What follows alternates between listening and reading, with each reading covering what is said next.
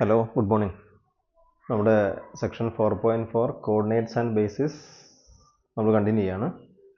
കഴിഞ്ഞ വീഡിയോയിൽ നമ്മൾ ബേസിസ് ഡെഫിനിഷൻ പഠിച്ചു. വളരെ ഇമ്പോർട്ടൻ്റ് ആയിട്ടുള്ള ഡെഫിനിഷനാണ്, വളരെ ഇമ്പോർട്ടൻ്റ് ആയിട്ടുള്ള കൺസെപ്റ്റാണ്. അതിലെ 2 പ്രോബ്ലംസ് ആണ് ഈ വീഡിയോ ഡിസ്കസ് ചെയ്യുന്നത്. 2 സബ്സെറ്റ്സ് എന്നുണ്ട്. R3യുടെ 2 subsets. Show that the vectors, നിങ്ങൾക്ക് സെറ്റായിട്ട് കാണാം കേട്ടോ. Show that the set of vectors, set notation കൊടുക്കുക, ഫോം എ ബേസിസ് ഫോർ R3ക്ക് ഒരു ബേസിസ് ആവുന്ന കാണിക്കുന്നത്. ചോദിക്കട്ടെ, എപ്പോഴാണ് ഒരു വെക്ടർ സ്പേസിൻ്റെ സബ്സെറ്റ് ബേസിസ് ആയിട്ട് മാറുന്നത്? For a subset S of a vector space to be a basis, 2 conditions to be satisfied. 1, it should be linearly independent. Second, it should span that vector space. Okay അല്ലേ? നമുക്ക് ക്വസ്റ്റിൽ direct പോകാം. അപ്പോൾ ആദ്യം ഞാൻ കാണിക്കാൻ പോകുന്നത് ഈ സെറ്റ് R3യെ സ്പാൻ ചെയ്യുന്ന കാണിക്കുന്നത്. എപ്പോഴാണ് R3യെ സ്പാൻ ചെയ്യുക?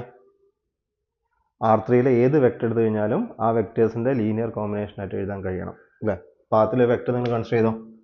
പാത്തിലൊരു വെക്ടർ, ജനറൽ വെക്ടർ ABC എടുക്കുക, general vector ABC, and you verify whether this ABC can be expressed as a linear combination of these vectors.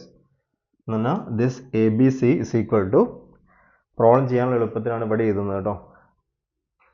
That is equal to C1 into 121 plus C2 into 290 plus C3 into 334 is equal to ABC. ഇനി നമ്മുടെ usual procedure, C1 plus 2C2 plus 3C3 is equal to A, 2C1 plus 9C2 plus 3C3 is equal to B. അതുപോലെ third, C1 plus 0C2 plus 4C3 is equal to C. ആ equation നമ്മൾ matrix ഫോമിലേക്ക് മാറ്റാം. Matrix ഫോമിലേക്ക് മാറ്റുമ്പോൾ ഇങ്ങനെയാണ് നമുക്ക് കിട്ടുക.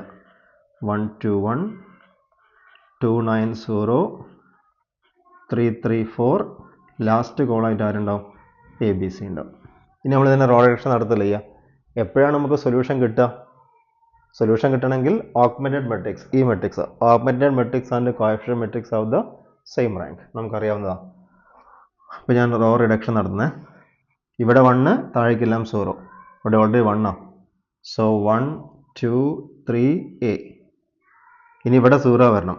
2 minus 2 0, 4, 9 minus 4 5, 6, 3 minus 6, 3 minus 6 minus 3, B minus 2A.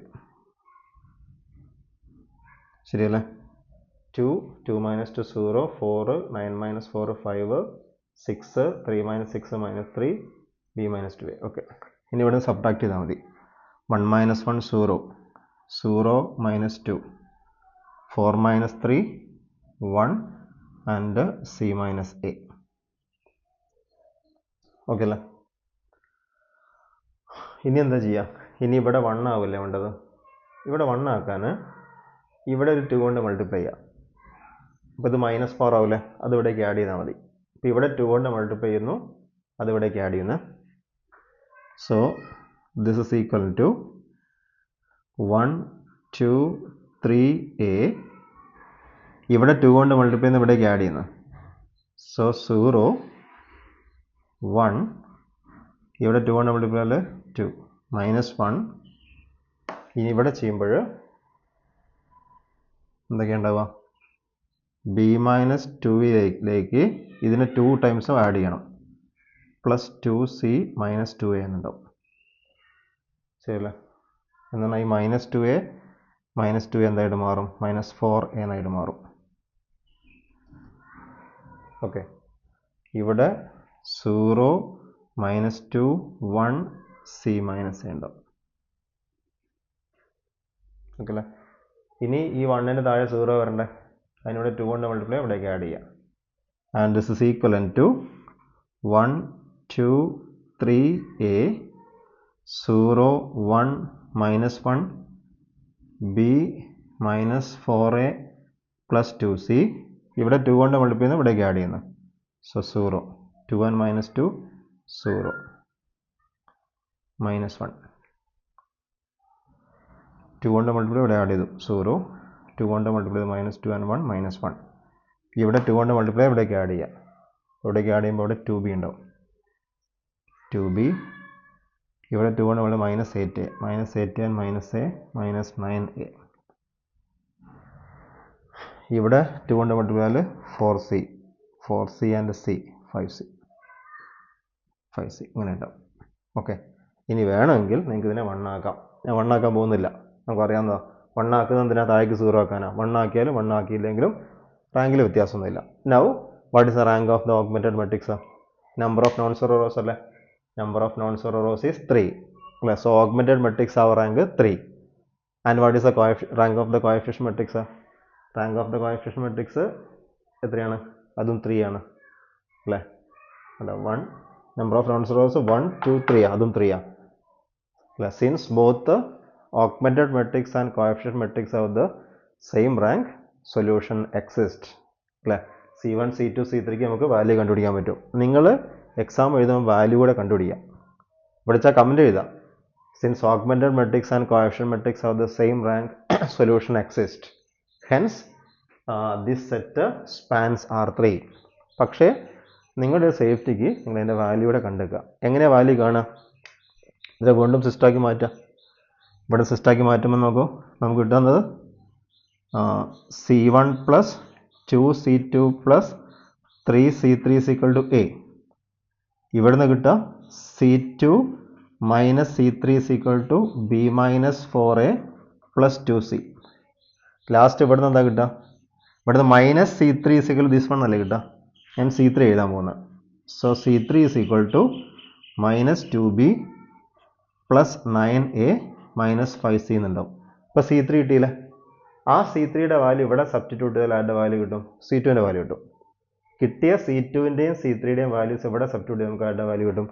C1ൻ്റെ വാല്യൂസും കിട്ടും. നിങ്ങൾ എക്സാമിന് ആ C1 C2 C3യുടെ വാല്യൂസ് കണ്ടുവെക്കുക. അല്ലെങ്കിൽ ഒരു പക്ഷേ കുറച്ച് മാർക്കൊക്കെ കുറയാൻ സാധ്യതയുണ്ട്.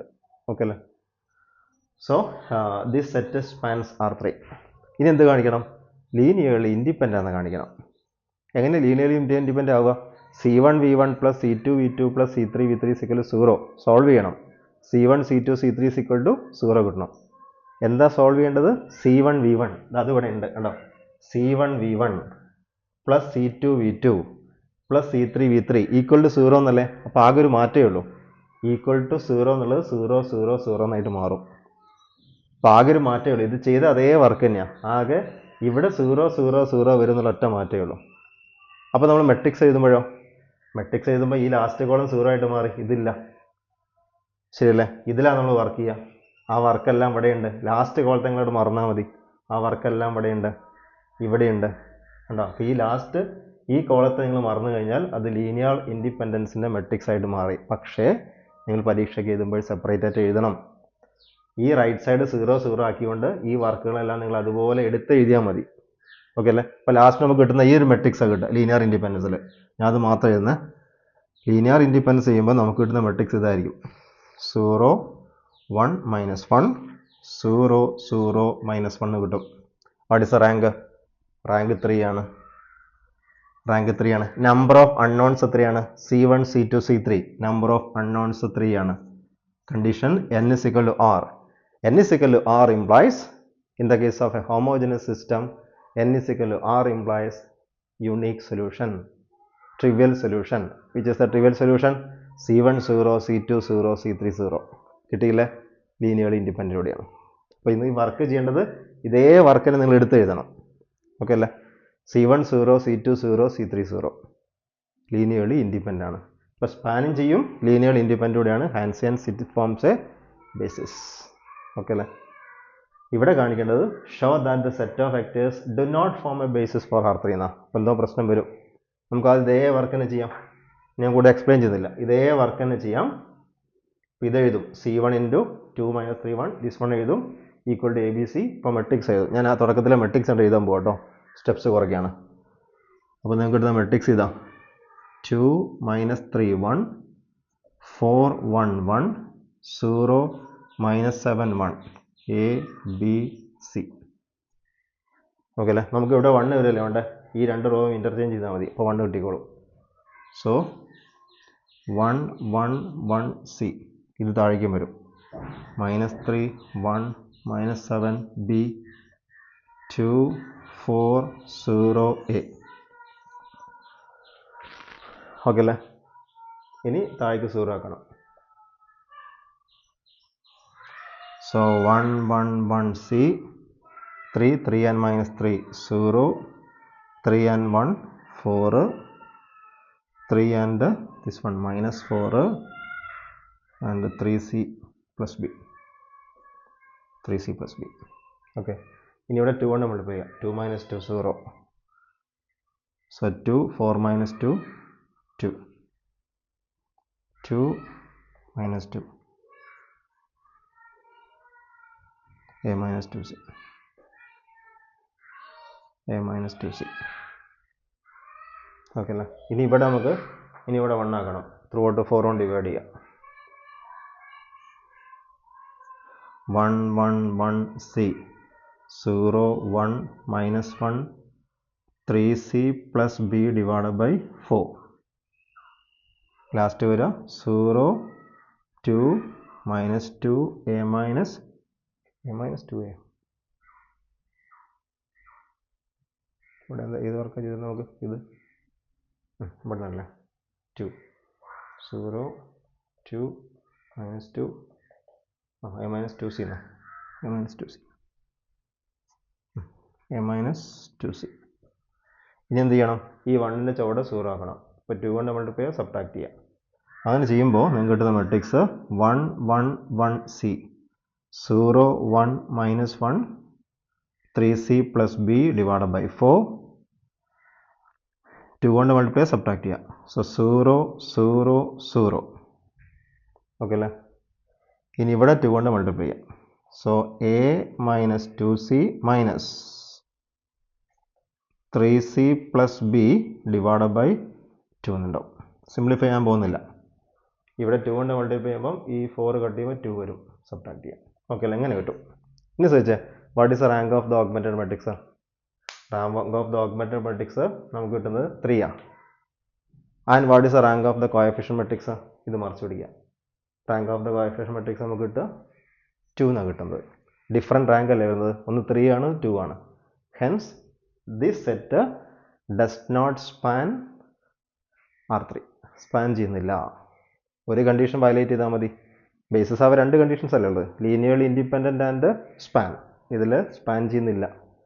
So it does not form a basis for R3. ഇനി ഇത് ബേസിസ് ആവാനുള്ളൊരു കണ്ടീഷൻ എന്തായിരിക്കും? ഇതുകൂടെ 0 ആയാൽ മതി. ബേസിസ് ആവാനല്ല, സ്പാൻ ചെയ്യാനുള്ള കണ്ടീഷൻ ഇത് 0 ആണെങ്കിൽ, ഈ ടേം 0 ആണെങ്കിൽ 2ൻ്റെ റാങ്ക് 2 ആയിട്ട് മാറും. അപ്പോൾ അത് സ്പാൻ ചെയ്യും. പിന്നെ ലീനിയർലി ഇൻഡിപെൻഡൻ്റ് ആണോ പിന്നെ ചെക്ക് ചെയ്യണം. ലീനിയർലി ഇൻഡിപെൻഡൻ്റ് ആവാൻ സാധ്യത കുറവാണ്. കാരണം ഇതല്ലേ ലീനിയർലി ഇൻഡിപെൻഡൻ്റ് മെട്രിക്സ് കിട്ടുക. ലീനിയർ ഇൻഡിപെൻഡൻ്റ് ആകുമ്പോൾ എന്താ ഉണ്ടാവില്ല? ABC ഉണ്ടാവില്ല. അപ്പോൾ ABC ഇല്ലാത്ത പാർട്ട് ഈ പാർട്ട് നോക്കിയാൽ മതി. ഇങ്ങനെയാണ് കിട്ടുക അല്ലേ? അപ്പോൾ ഇവിടെ നോക്കിയേ, റാങ്ക് 2 അല്ലേ വരുന്നത്. n എത്രയാണ്? C1 C2 C3. n greater than R. Infinite number of solutions. അപ്പോൾ അത് ലീനിയർലി ഇൻഡിപെൻഡൻറ്റും അല്ല. ഓക്കെ അല്ലേ?